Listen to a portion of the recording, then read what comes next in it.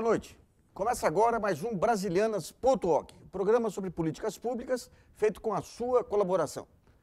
O Brasilianas.org de hoje é especial. Estamos recebendo em nossos estúdios em São Paulo o governador de Minas Gerais, Antônio Anastasia, para discutir gestão pública. Implantado a partir de 2003 no governo Aécio Neves, o choque de gestão em Minas é considerado inovador quando se fala em reforma da administração de um Estado. Com base no sistema gerencial, o modelo recorre a ferramentas da iniciativa privada para equilibrar as finanças. Na primeira etapa, o objetivo foi reduzir o déficit de 24 bilhões de reais por ano. Na segunda fase, foram estabelecidas metas para o ganho de eficiência. Agora se fala de uma terceira etapa de reestruturação administrativa. Neste e nos próximos blocos, conto com a colaboração de Ana Luísa Médici, com questões do site brasilianas.org. O governador Eduardo Campos, de Pernambuco, também foi convidado, mas um compromisso de última hora o impediu de estar aqui conosco. Bom, na primeira parte do programa, vamos falar um pouco do modelo conceitual por trás da reforma mineira. Como foram os estudos iniciais para se definir o modelo a ser implantado. Nesses estudos, como se pensou nos aspectos gerenciais, na conquista dos corações e mentes dos funcionários públicos e na amarração política do projeto. Bom, governador Anastasia, a gente queria então, nessa primeira etapa, entender um pouquinho lá atrás, naquele início de trabalho, como que foram feitos os estudos iniciais para se definir aquele choque de gestão. Bem, boa noite, Nassif, boa noite a todos os telespectadores, é um prazer estar aqui.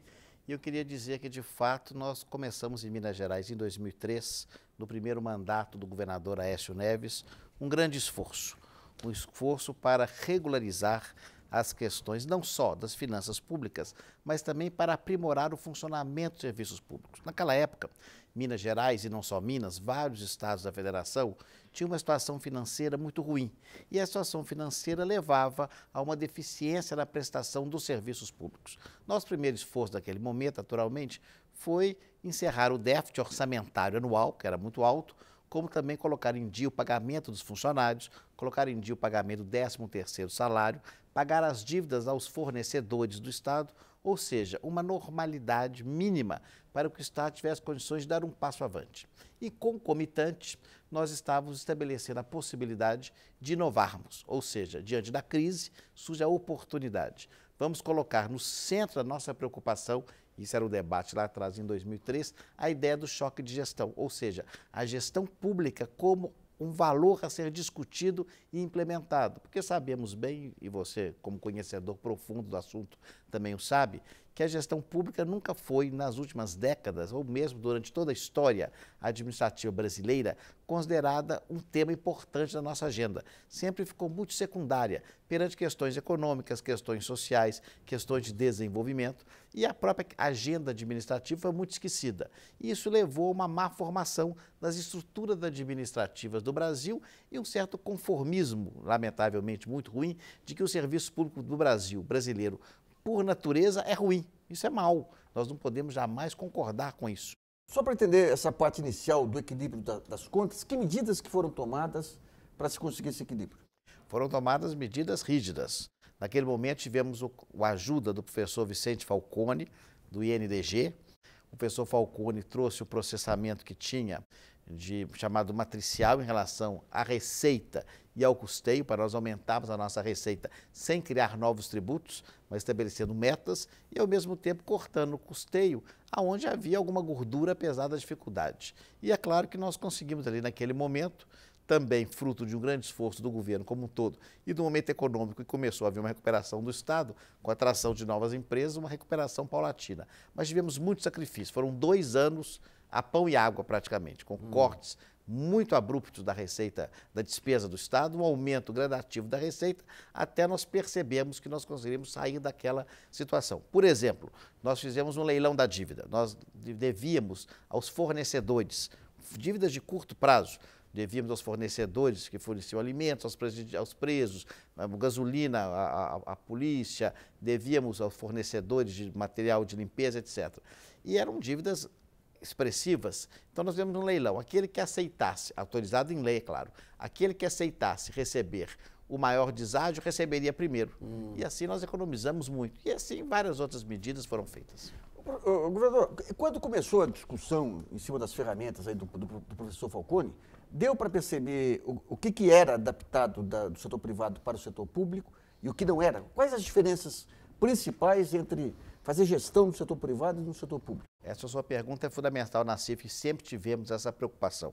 Por que motivo? Porque não só os regimes jurídicos são muito diferentes entre setor público e privado, como os objetivos são diferentes. O setor privado tem por objetivo corretamente o lucro e o setor público não. O setor público não tem objetivo de lucro, o setor público tem de prestar bem o serviço. Outra diferença, no setor privado o dono é sempre o mesmo, os empregados mudam. No setor público é o inverso.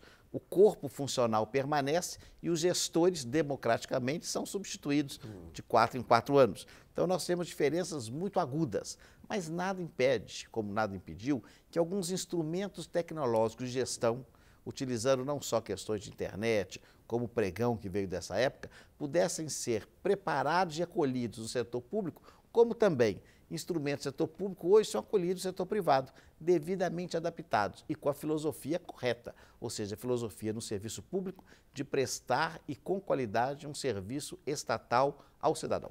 Bom, um dos pontos aí de todo o processo de gestão na área pública é a maneira como se implementa. Se você conquista corações e mentes aí dos funcionários, você vai goela abaixo. Como que se trabalhou, digamos, a mentalidade burocrática, que é típica do serviço público, com toda essa questão de busca de indicadores e metas? Claro, toda grande mudança, e essa significou uma mudança muito grande, ela enfrenta resistências, porque é um certo desconhecimento. Mas naquele momento em Minas Gerais, nós tínhamos um quadro funcional que era muito ruim. Como eu lhe disse, os funcionários recebiam com quase 60 dias de atraso, não havia pagamento de 13º salário, haviam verbas retidas muito antigas, não havia perspectiva de carreiras, não havia nenhum tipo de produtividade, as condições de trabalho eram muito ruins, não havia material mínimo de escritório para o funcionamento.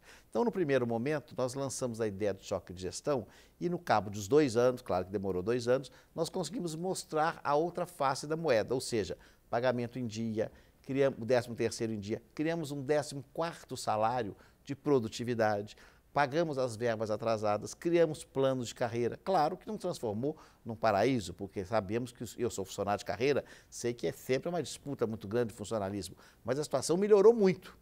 E passamos a colocar desafios. Fizemos qualificação, através da Fundação Dom Cabral, de todo o corpo gerencial médio permanente do Estado. Foram quase 4.000 pessoas qualificadas. Então, houve uma autoestima devolvida a boa parte do funcionalismo. Claro que muitas pessoas com posições ideológicas e partidárias contrárias, que nós respeitamos, continuaram contra e fazem a oposição, que é próprio do regime democrático. Mas a maioria dos servidores passou a perceber que nós estávamos indo no caminho correto.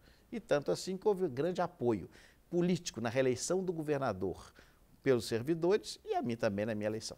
O governador, Minas, historicamente, sempre teve um corpo de funcionários importante para a história do Brasil. Então, se pegar os anos 40, 50, foi o setor elétrico de Minas que forneceu as bases aí para o Juscelino, fazer todo aquele... Quer dizer, no primeiro governo Aécio, quem são os focos de excelência que ainda são preservados e que ajudam a criar essa massa crítica de servidores? Veja bem, nós temos no Estado, de fato, como você bem lembrou, instituições que têm muito a ajudar o Estado, que ajudaram no passado e continuam. Eu posso citar a CEMIG, com um quadro de alta gabarito, vários. Hoje mesmo, o nosso secretário do Meio Ambiente é um quadro vindo da CEMIG, servidor de carreira. Nós temos na Fundação João Pinheiro, e na Fundação João Pinheiro é de seu conhecimento a Escola de Governo, que é considerada a melhor do Brasil. Nós investimos muito na Escola de Governo, jovens, moças e rapazes egressos da Fundação ocuparam funções de destaque no governo.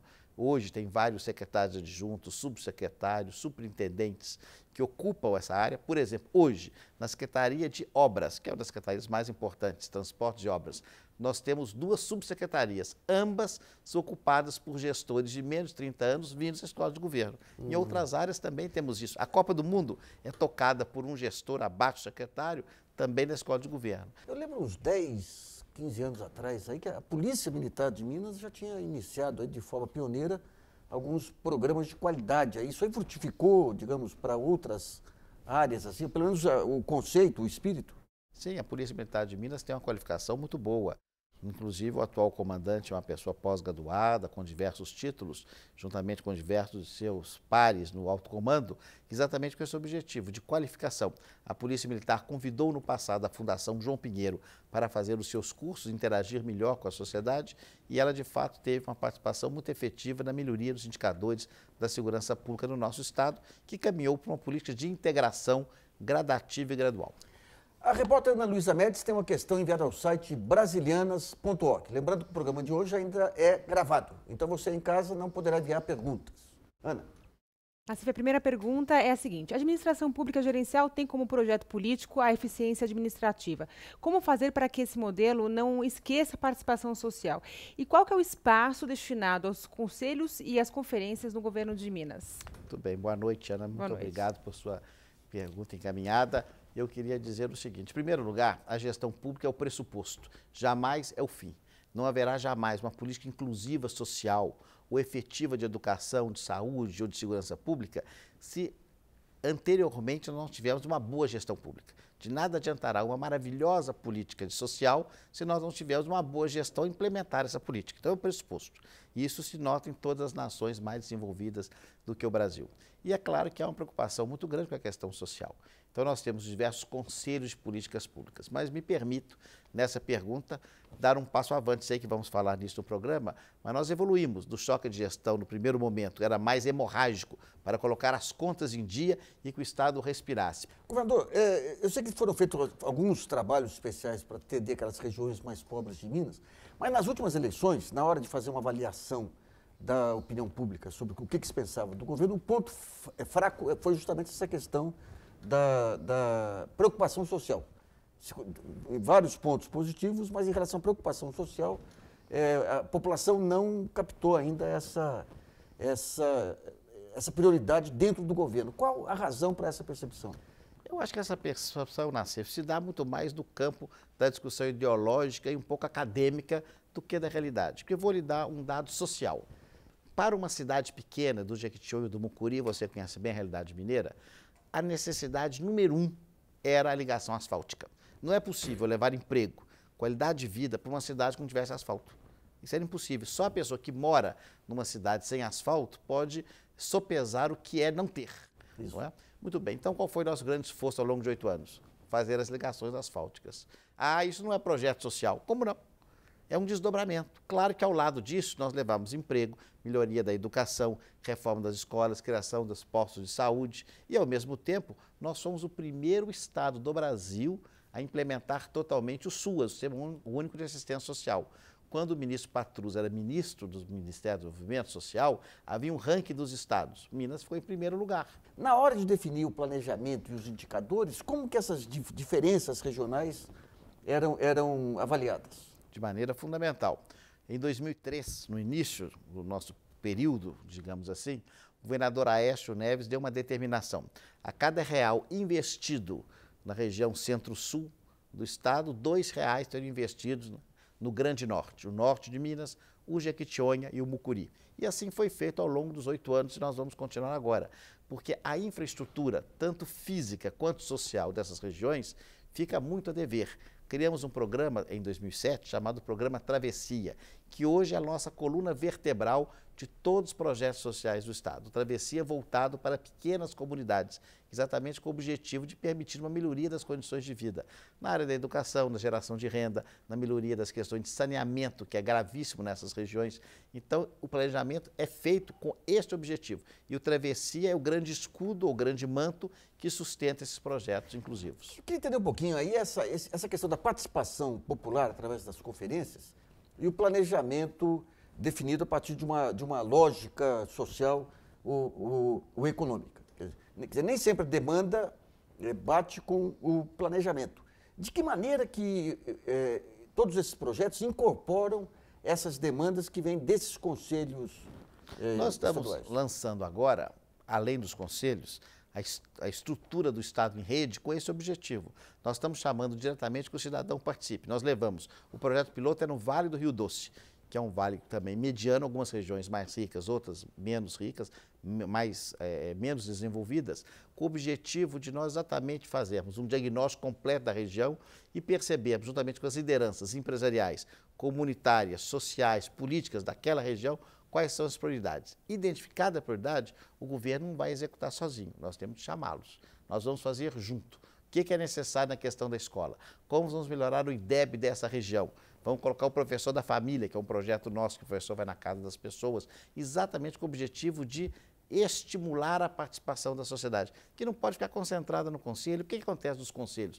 Os conselhos são importantes, são relevantes, mas muitas vezes os conselhos são aquelas mesmas pessoas que ficam ali participando. Nós temos de levar isso para a maioria silenciosa, esmagadora. Não é possível melhorarmos a educação no Brasil, você conhece bem o tema, se nós não envolvemos as famílias. Então esse é um ponto fundamental, por exemplo. Vamos pegar um pouquinho de uma outra dificuldade de Minas, que é a quantidade fantástica de municípios. Muitos municípios, alguns até com uma estrutura muito pequena.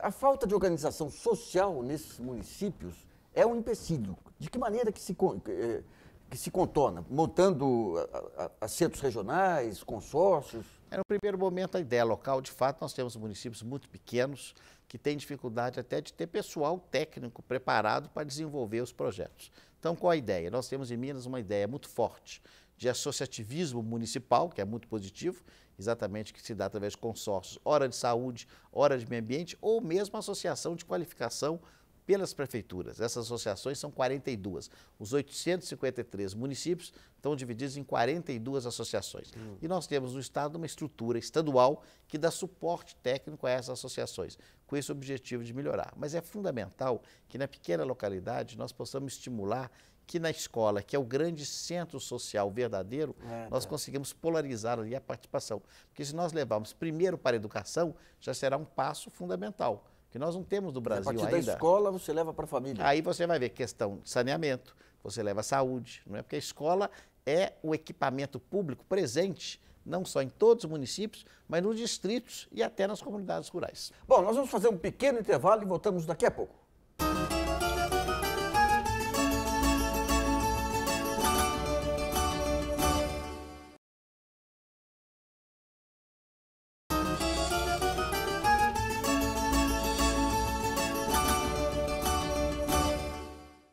Voltamos com Brasilianas.org, que recebe hoje o governador de Minas Gerais, Antônio Anastasia. Nesse segundo bloco, vamos entender como o governo de Minas define suas metas, indicadores e também a questão da meritocracia. Governador, só para entender como que é feito essa forma de indicadores. Tem, digamos, num plano mais alto, tem as metas gerais do governo. Depois, cada secretaria tem que desdobrar. Depois, embaixo das secretarias, tem toda uma estrutura que vai até os municípios. De que forma que é montado esse painel? Bem, em primeiro lugar, nós temos chamados projetos estruturadores, são aqueles nucleares fundamentais. Quando nós começamos o governo em 2003, o Estado tinha muitos projetos, talvez centenas, mas nenhum deles era prioritário. Então o projeto começava, ficava no meio, era gasto dinheiro, mas não chegava a parte alguma. Então nós acabamos com essa grande quantidade e concentramos no número menor. No primeiro momento 30, hoje cerca de 50. Esses projetos estruturadores têm as suas metas estabelecidas pelo órgão central do governo, em termos de IDH, em termos dos nossos compromissos com as metas do milênio, em termos de metas de outros estados da federação. Então nós estabelecemos as metas e as metas são negociadas internamente com as secretarias. Então, por exemplo, a Secretaria de Saúde assume uma meta de redução da mortalidade infantil e assina-se um contrato. E ele é acompanhado e monitorado e vai receber a produtividade pecuniária, o benefício financeiro, em razão do percentual que alcançar. Nós estamos agora divididos por secretaria e também por equipes dentro da própria secretaria. Quer dizer, tem alguns indicadores, como o IDH, que é o Índice de Desenvolvimento Humano, que são levantados externamente. Tem outros indicadores do IBGE. E tem indicadores internos também. A maioria dos indicadores como que é feito esse painel? A maioria dos indicadores é externo, até para nós termos uma facilidade desse controle. Alguns indicadores são mais subjetivos. Por exemplo, o sentimento de segurança da população mineira, indicador importante na segurança pública. Não só a redução de homicídios, mas o sentimento subjetivo de segurança. Então é contratada uma pesquisa que é feita para perceber, através do UFMG, para perceber se a pessoa se sente mais segura ou não. Então, nós tentamos ter todos os indicadores externos ao governo, exatamente para ter esse reconhecimento, muitas vezes através das universidades federais. Governador, só para entender um pouquinho, dá um exemplo na saúde de um indicador, como que ele vai até o secretário, do secretário como que vai até o hospital, do hospital como é que vai até o leito? Não, veja bem, então os indicadores são macros, os grandes indicadores são gerais para o estado inteiro. Então, se você tem de reduzir a mortalidade infantil em tanto para chegar a um certo nível, a secretaria recebe aquela meta. E ela já conhece previamente que a situação dela, por exemplo, já é boa no sul de Minas, muitas vezes ocorre isso, ou na zona da Mata, do Triângulo, e não é boa na região norte, ou no Mexicão e no Mucuri. Então, um esforço maior, sem descurar do centro-sul, é ver nessa região, que é a região menos desenvolvida, como ganhar mais velocidade na melhoria desse indicador. E se faz acompanhando de maneira gradual, identificando cada unidade. Na educação, o sistema é mais aperfeiçoado. Por que motivo? Na saúde, muitas vezes a rede não é nossa, a rede é privada ou filantrópica. Mas no caso da educação, a rede é nossa. Então nós criamos, juntamente com a Universidade Federal de Juiz de Fora, um sistema de avaliação no qual a Secretaria de Educação em Belo Horizonte conhece o desempenho não só de cada escola, mas de cada aluno em cada matéria. Então nós podemos melhorar o desempenho de cada escola. Graças a isso, Minas tem hoje, a despeito da sua desigualdade, da completa heterogeneidade do Estado, o primeiro lugar no IDEB até o 5º ano, que para nós é quase uma grande conquista. Quer dizer, vocês têm os indicadores amarrados aos indicadores nacionais Claro. para efeito de comparação. Para efeito de comparação e de estímulo. E como que é feita essa questão da meritocracia? A escola que se dá bem também tem que levar em conta Claro. a circunstância, ela tem que melhorar e não ser melhor, né? Não é isso? Ela tende a melhorar permanentemente, mas é importante também haver uma disputa. As superintendências de ensino são ranqueadas de acordo com o desempenho dos seus alunos, porque essa disputa ela tem um estímulo positivo. Porque ver quem está melhorando mais, aonde nós estamos tendo boas posições. Nas Olimpíadas, por exemplo, que são nacionais, nas Olimpíadas de Matemática, Minas Gerais tem indicadores melhores que o de São Paulo já por vários anos consecutivos. Então, a disputa, quando ela é sadia, ela é positiva. E a meritocracia se dá através do reconhecimento. Qual que é o grande problema da meritocracia? Ou pelo menos qual era a dúvida da meritocracia? No passado, acreditava que os servidores públicos, todos, eram rigorosamente iguais. Haveria isonomia para todos. A pessoa entrava no concurso público e, o passar dos anos, se ele não cometesse nenhuma falta grave, ele iria se desenvolvendo na carreira, todos juntos, com a mesma remuneração, as mesmas condições. Percebeu-se no estrangeiro, no primeiro momento, e no Brasil, felizmente agora, que não é assim. O desempenho de cada um é importante. Então, o mérito de cada servidor é relevante para o seu avanço na carreira, para ele ir mais rápido. Então, nós criamos, por exemplo, em Minas Gerais, uma questão do adicional de escolaridade. O servidor faz concurso para o nível médio, o cargo dele é nível médio, mas ele, por esforço próprio, faz um curso superior. Ele tem de ter direito ao adicional de escolaridade, ele ganha um pequeno plus, que no futuro, se ele for promovido de carreira, vai ser descontado, mas que já é uma espécie de uma antecipação, porque isso reconhece a meritocracia. E como esse, vários outros exemplos com esse objetivo. Mas vamos pegar em educação, pessoal. Aqui em São Paulo se implantou a meritocracia e um dos pontos era a questão da repetência. Em muitas escolas aí, a gente teve muitas evidências em que diretores passavam os alunos, porque, digamos, aquela avaliação dependia exclusivamente deles. Então, alunos não preparados para passar de ano passavam induzidos por esse indicador.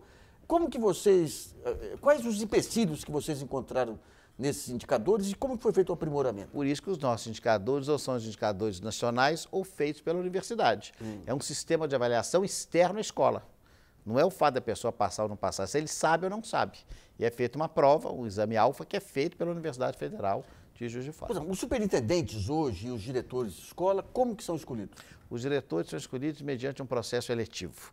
Não é um processo político, no qual primeiro ele faz uma certificação, ele comprova que tem condições de ser candidato, sob o ponto de vista do seu conhecimento, e dentre os certificados ele é eleito. Nos superintendentes, nós estamos caminhando agora também para a certificação.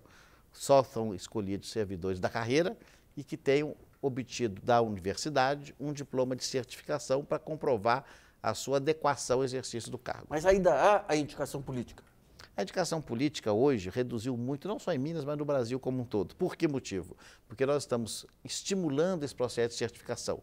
É claro que há sempre uma sugestão, uma recomendação, mas o fundamental nas superintendências, não só de ensino, mas na área de saúde, na área da gestão das penitenciárias, em diversos outros segmentos, que haja o processo de meritocracia, pelo mérito, pelo valor, nós vamos indicando. É um sistema ainda misto, que o Brasil ainda está muito preso naquelas questões mais tradicionais. Mas eu tenho certeza que nós já começamos a modificar esse sistema.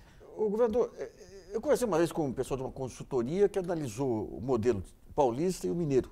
E uma das diferenças apresentadas é que aqui se tentou empurrar a goela abaixo. E em Minas houve um trabalho de convencimento dos professores e tem que ser feito assim.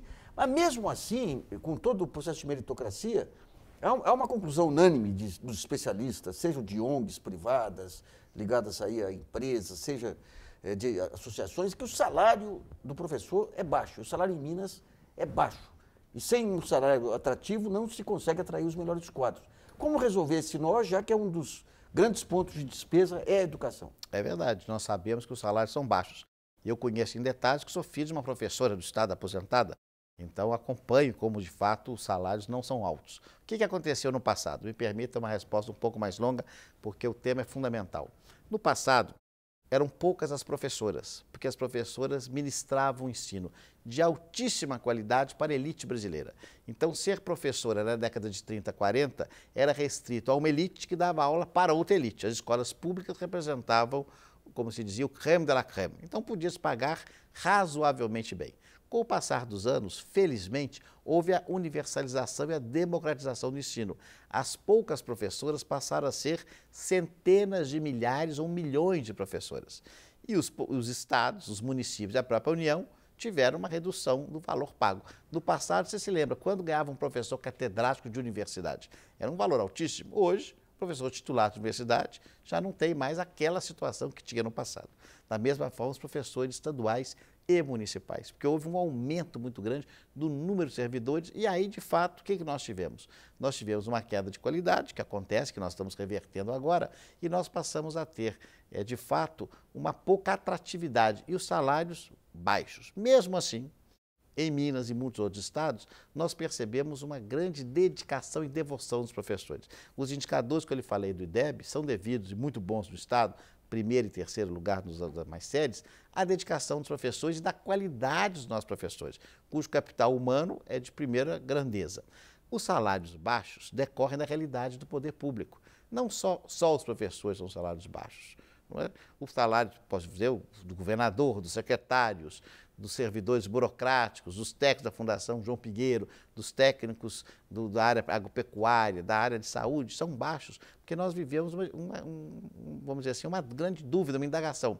Nós temos limites da lei de responsabilidade fiscal e mesmo se não tivesse, nós temos limites do orçamento e não conseguimos pagar. E aí eu vejo muitas vezes na imprensa, os grandes estados é que pagam os piores salários. É verdade, é óbvio. Por quê? Porque são os grandes estados que têm muitos aposentados, que têm um número muito maior de funcionários do que os estados pequenos, que têm uma carga muito menor sobre eles. Então, evidentemente, as dificuldades maiores, você pode ver Minas, Rio, São Paulo, Rio Grande do Sul, Bahia, os estados mais populosos e maiores, com mais municípios, têm um cargo, uma situação mais difícil. Não se entra numa sinuca, pelo seguinte, você começa com a qualificação. A educação cada vez mais é vista hoje, finalmente, né, como um ponto central de desenvolvimento. Começa a comparação com outros países.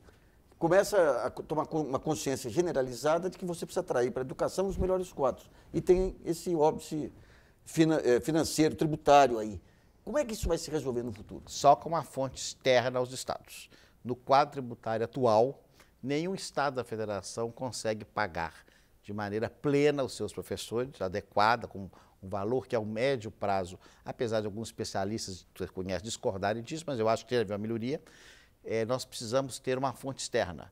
Então, por exemplo, um fundo soberano vinculado à questão do pré-sal, por exemplo, vinculado ao pagamento disso. Não é a própria lei recente do piso, a União separou 1 bilhão. 1 bilhão não faz cócegas nem no valor de Minas, quanto mais dos 27 estados da federação. Precisamos de dezenas e dezenas, até centenas de bilhões de reais para sustentar a remuneração dos professores.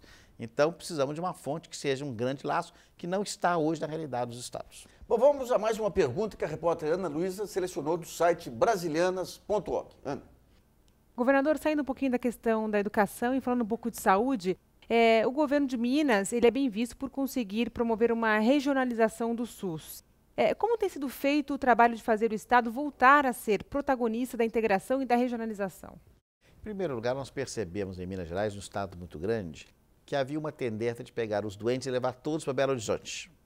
Então, nós tínhamos, na verdade, uma concentração de doentes e o doente, primeiro, fica deslocado da sua cidade, com mais desconforto, muitas vezes com uma situação de saúde que podia ser cuidada na sua cidade. Nós criamos um programa de descentralização chamado PROHOSP, exatamente com o objetivo de qualificar e melhorar a rede de hospitais médios em cidades médias do interior, cerca de 130 hospitais pelo estado. Isso permitiu um fenômeno de descentralização e permitindo que a pessoa doente fosse tratada mais próxima à sua casa ou até na sua cidade, que lhe dá um conforto maior. Esse processo, de fato, foi muito exitoso. Precisamos agora chegar a 200 e, para isso, volta aquela velha indagação. Precisamos de recursos, na verdade, é sempre o drama dos estados. Essa questão de discussão de CMS, de petróleo, de mudança, de reforma tributária, vocês já foram consultados sobre os pontos centrais dessa discussão? Qual é a sua avaliação? Nós recebemos um convite do ministro Guido Mantega, os governadores do Sul e Sudeste. Nós estivemos reunidos com o ministro já há mais de um mês atrás. Ele apresentou uma proposta de redução da alíquota interestadual para 4%, uniformizada. A princípio, os governadores, foi muito registrado, concordaram, desde que onde houvesse a perda, especialmente os estados mais industrializados, houvesse o ressarcimento por parte da União. E um ressarcimento automático, não como feito mediante a Lei Candir. Então, isso está sendo estudado no âmbito do CONFAS, que reúne os secretários de Fazenda de todo o Brasil. Certo. Bom, nós vamos fazer um pequeno intervalo e Brasilianas.org volta já.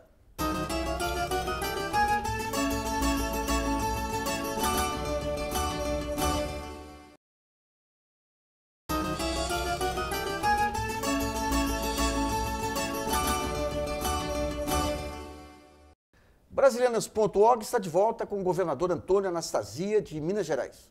Nesse último bloco, vamos discutir os canais de participação popular na gestão e os meios para alcançar a satisfação do contribuinte. Governador, eu queria que o senhor explicasse os pontos centrais dessa terceira fase aí desse modelo de gestão mineiro. Nós temos em Minas Gerais 3 fases da melhoria da gestão pública. O primeiro, o choque de gestão com o objetivo de exterminar o déficit orçamentário anual, colocar o Estado em condições de fazer seus pagamentos, receber créditos internacionais, como recebemos do Banco Mundial, que foram fundamentais para nós, e, ao mesmo tempo, colocar o Estado pagando em dia os seus débitos, funcionários, fornecedores de custeio. No segundo mandato do governador Aécio Neves, nós demos um passo além. Além da mera regularidade da gestão, nós fomos inovar a qualidade da prestação de serviço público através da perseguição de bons resultados, concretos e efetivos na educação, na saúde, na segurança, na infraestrutura. E também funcionamos bem, conseguimos bons indicadores, mas percebemos que tudo isso foi feito um grande esforço, mas um esforço mais do governo. Claro, tivemos a participação do empresariado, das organizações da sociedade civil, mas precisamos mais. E a terceira fase agora é a gestão para a cidadania.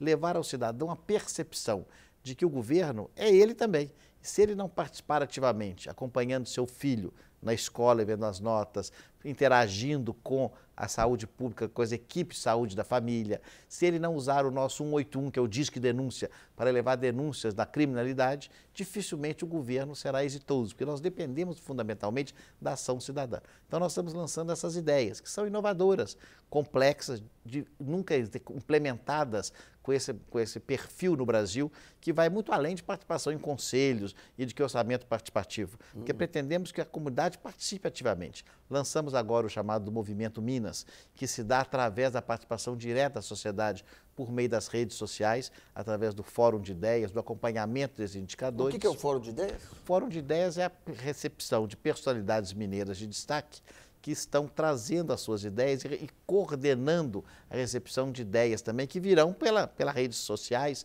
as mãos cheias. Quando fala redes sociais, é internet? Internet, através de Twitter, Facebook, todas as redes possíveis, para que haja a localização nesse site. E esse site vai estimular reuniões virtuais e verdadeiras, físicas, entre os interessados em determinado tema. Já tem uma ideia do que é esse novo militante social? Não, porque o militante social tem que ser, na verdade, todo cidadão. Mesmo Sim, desde o grande empresário até a pessoa mais simples, todos têm, de acordo com a sua participação. E como usuário do serviço público, ele tem que ter a sua participação. Como usuário do ônibus urbano, como usuário do metrô, como usuário do jogo de futebol, quando no estádio público. Então, ele tem de ter ali uma participação efetiva. Como nós vamos transformar isso em algo concreto? através desses canais. Ele vai dar sugestões, vai participar, vai interagir, pode ser chamado, se ele quiser, porque é totalmente voluntário, ele vai participar dos fóruns de discussão, vai levar essas ideias adiante e nós vamos consolidando ao pouco. O mais importante é algo que hoje no Brasil ainda não existe, que o cidadão brasileiro se perceba de fato cidadão pleno para exigir os seus direitos, para fazer a sua reivindicação, ao mesmo tempo também para ser cobrado, porque o cidadão também tem os seus deveres, em termos de limpeza urbana, por exemplo. Então isso é que é a tentativa de se costurar essa nova modelo. E ao mesmo tempo, nós estamos fazendo, juntamente com o programa Travessia, nas regiões mais pobres do estado, com a participação das comunidades locais, com esse objetivo, que é o nosso projeto Porta a Porta. Nós fomos em 60 cidades, de porta em porta, bem detalhado, vendo a realidade de cada casa. O que acontece ali em termos de educação, de saúde, etc. Fizemos uma boa ponte com o governo federal, através do programa Brasil Sem Miséria, e estamos então fazendo uma interface de conhecimento de informações e só mesmo motivando a comunidade a perceber qual que é a geração de renda adequada naquela comunidade. Que não adianta eu chegar lá com um curso financiado pelo governo do estado, pelo governo federal, pelo município, que está em divórcio com a necessidade, com a realidade dele. É desperdício de dinheiro. Então, para entender um pouquinho, você tem a rede social e os cidadãos vão ser demandados aí a buscar rede e colocar suas propostas e tudo mais. Agora, isso aí pode gerar uma montanha de informações que tem que ser trabalhada. Nós temos filtros. O que tem do lado Nós temos filtros de identificar, porque é claro que nós vamos fazer do 0 para 1000 no mesmo dia. Há um processo gradativo. Por isso, o projeto do Estado em Rede, nós estamos começando numa região do Estado. É um projeto piloto no Vale do Rio Doce. Vai identificar, inclusive, a metodologia, se ela vai funcionar. Se ela não funcionar, nós vamos ter de aprimorá-la. Não vai ser uma coisa que vai funcionar. Então, esse projeto é cadastramento dos cidadãos lá? Não é cadastramento. No Movimento Minas não é cadastramento. A pessoa participa livremente. Tá. Temos filtros automáticos para evitar pessoas que compareçam ali com outros propósitos que não sejam de participar ou de colaborar. E aí isso é aberto, é numeroso. Como nós conhecemos a realidade, nós sabemos que hoje não vai ter uma participação maciça, mas nós já vamos motivar pessoas que não estavam participando de nada. E aquilo vai não crescendo. Governador, a gente sabe que a transparência de um governo, aí, o controle de um governo, ele depende de duas coisas. Né? De um lado, indicadores precisos, objetivos e transparentes, do lado do governo, e do lado da sociedade civil, organizações que saibam ler, estudar, interpretar e criticar aqueles indicadores. Desse lado de cá, já existem essas organizações? Nós temos de estimulá-las, não é? Ainda não temos isso como uma característica da sociedade brasileira. Não estou falando de Minas, falo nacionalmente. Aqui em São Paulo existem mais, até em razão de um estágio mais avançado desses controles, e nós ficando exclusivamente com o controle público, através das instituições que são fundamentais, o Ministério Público, o Tribunal de Contas, os órgãos de controladoria, a própria imprensa, que tem um papel fundamental, mas é importante também que a sociedade civil se articule para tanto. Isso é plenamente possível que se faça, através de mecanismos, inclusive, de conscientização e também de conhecimento técnico. Governador, um dos grandes desafios aqui da modernização brasileira é essa articulação federativa aí. Quer dizer, o Estado de Minas tratando com as regiões, que tratam com os municípios e para cima tratando com a União. Como hoje as ferramentas, por exemplo, o próprio modelo PAC, esse Brasil Sem Miséria, já proporcionam os fóruns adequados, assim, meio informais para essa troca, essa soma de esforços, ou haveria necessidade de alguma mudança na própria estrutura das três instâncias, esferas administrativas aí? Eu acho que nós temos ainda muito a evoluir. A Federação Brasileira ainda é uma federação muito de papel. Nós nunca incutimos em nós mesmos, na nossa consciência coletiva, no nosso imaginário brasileiro, a federação plena, verdadeira, com autonomia dos estados, com autonomia dos municípios. Ficamos todos, independente de governos, de ideologia, de partidos, reféns de um governo central forte e muito mais centralizador. Então isso, lamentavelmente, ocorre no Brasil, talvez fruto da nossa colonização portuguesa centralizadora, da figura imperial também, durante todo o Império Brasileiro centralizador. O Estado Novo, durante muitos anos, foi centralizador.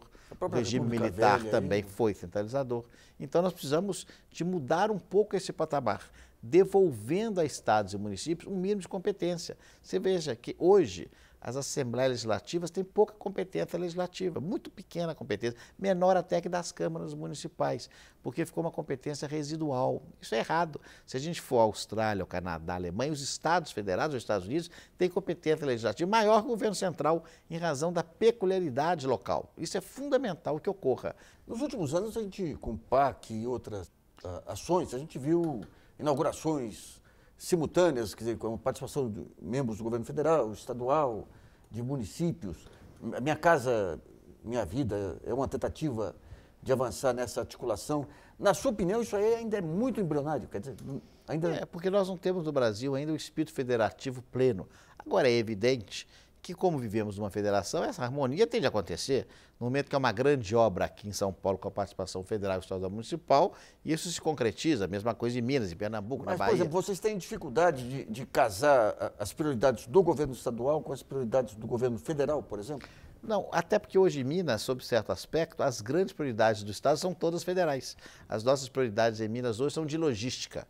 É a questão do metrô, é a questão da famosa BR-381, que é a rodovia da Morte, Belo Horizonte, Valadares, é a questão da duplicação das rodovias federais no Estado, do Aeroporto Internacional de Confins, porque Minas é um Estado com a presença federal na área de infraestrutura é muito grande. Então nós dependemos do que o governo federal faça isso e esperamos que isso ocorra. Estamos esperando já e torcendo e trabalhando e empenhados, toda Minas Gerais como um todo, para que essa infraestrutura se concretize. Mas é fundamental, claro que o Estado faz também a sua parte. Nós temos participação na questão ambiental, na questão dos estudos de impacto, muitas vezes com a participação de contrapartida, tudo necessário e fundamental para que haja uma cooperação, porque independente de partidos, o Estado federal pressupõe cooperação, é óbvio. Não é? Quanto mais civilizados nós formos, isso mais natural se transforma, é o que nós todos desejamos do país. Então, isso é fundamental que ocorra. Agora, quando se pega o Estado e os municípios, que tipo de avanço que tem sido feito para também dar para os municípios essa autonomia? É o mesmo caso.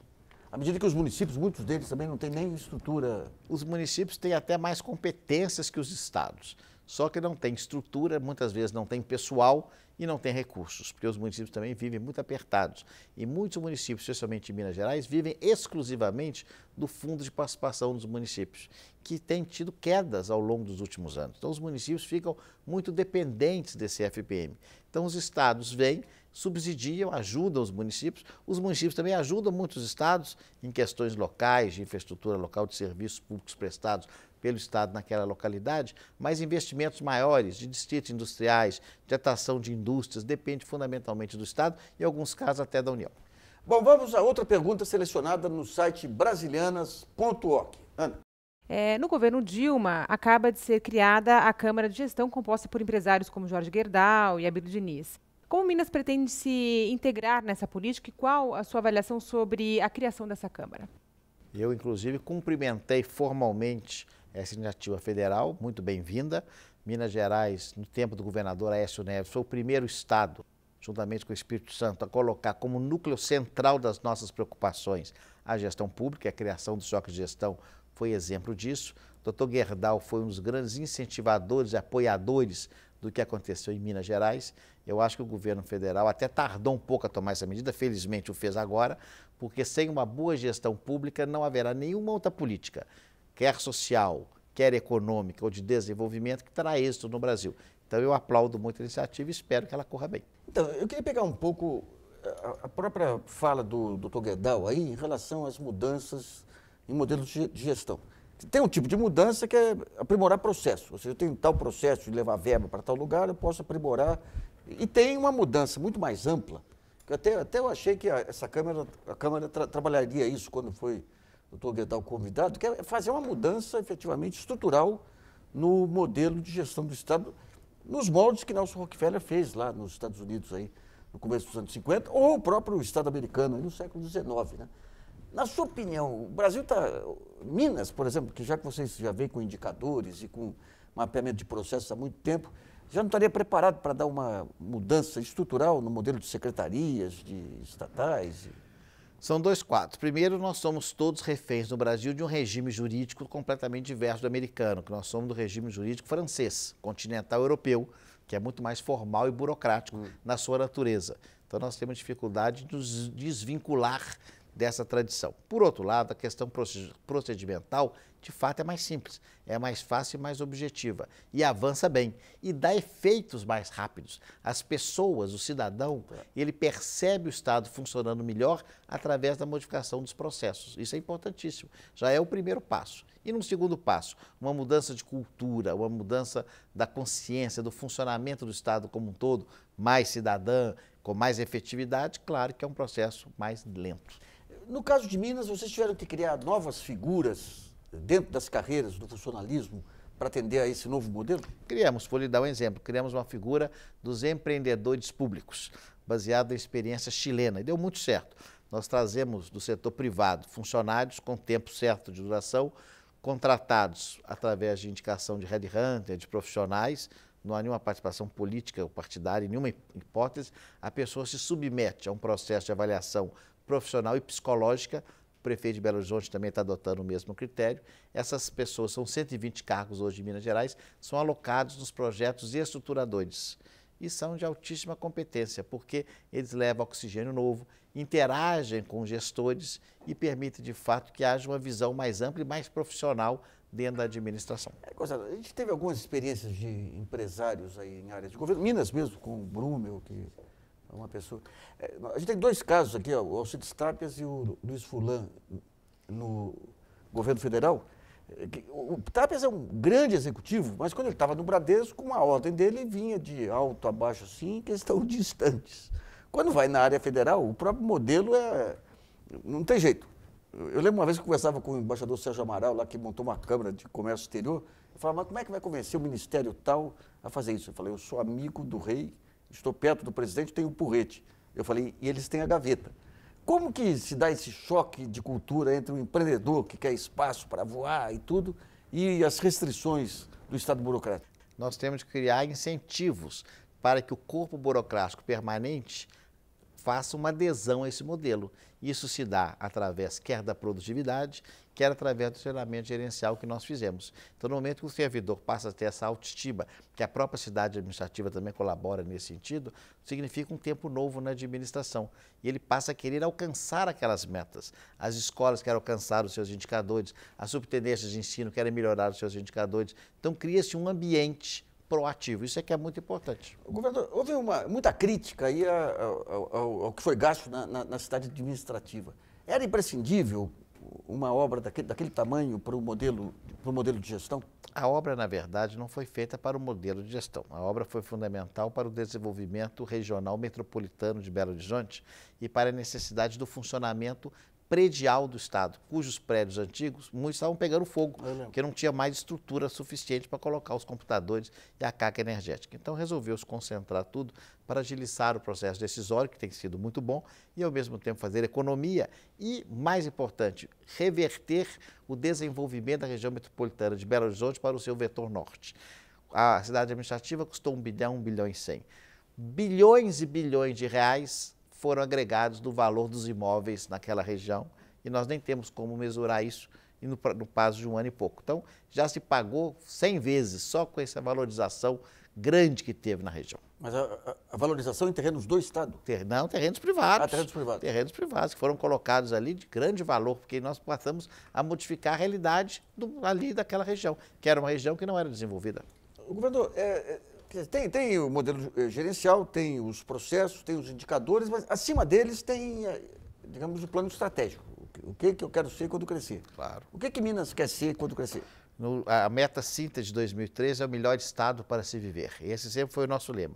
Minas pretende ser o melhor estado para se viver no Brasil. E como mineiro, naturalmente, você também o é, nós temos muito gosto pelas questões e pelos temas mineiros, pela nossa tradição política, cultural, culinária, religiosa, identidade histórica. Isso tudo é um valor muito alto, muito subjetivo. Mas nós precisamos melhorar as condições objetivas, gerar mais empregos, melhorar a infraestrutura logística, melhorar ainda mais a educação, melhorar a segurança, melhorar a saúde. São grandes desafios. Então, o Estado quer ser um Estado inserido na economia global. Você sabe bem, Minas Gerais responde por 20% ou um pouco mais da balança comercial brasileira, é o Estado mais exportador do Brasil. Então, é uma coisa importante, mas nós temos de agregar mais valor aos nossos produtos. Então, nós queremos ser um player econômico bem desenvolvido, com capital agregado com valor agregado aos nossos produtos e, ao mesmo tempo, um local de tranquilidade que as pessoas sejam felizes. Aliás, estamos lançando agora, ainda de maneira inicial e pioneira e também como um laboratório, indicadores de felicidade no Estado. E Poços de Caldas já ganhou de longe aí. Certamente. Bom, estamos terminando o programa aqui. Eu passo a palavra ao governador Antônio Anastasia para as suas considerações finais. Meu caro Nassif, foi um prazer estar aqui. Você percebe, eu tenho certeza que os telespectadores também, que é um tema fundamental discutir a gestão pública no Brasil. É a responsabilidade dos governantes do século XXI. O tema da gestão é fundamental e nós agora temos novos instrumentos que a própria internet nos dá de participação mais rápida e mais ativa do cidadão no dia a dia dos governos. Então eu fico muito feliz de poder participar e lhe parabenizo por trazer aqui pela televisão um tema tão relevante quanto o da gestão pública. Bom, nós vamos ficando por aqui. Eu quero agradecer a presença do governador Antônio Anastasia. E Brasilianas.org volta na próxima segunda-feira, às 10 da noite, aqui na TV Brasil.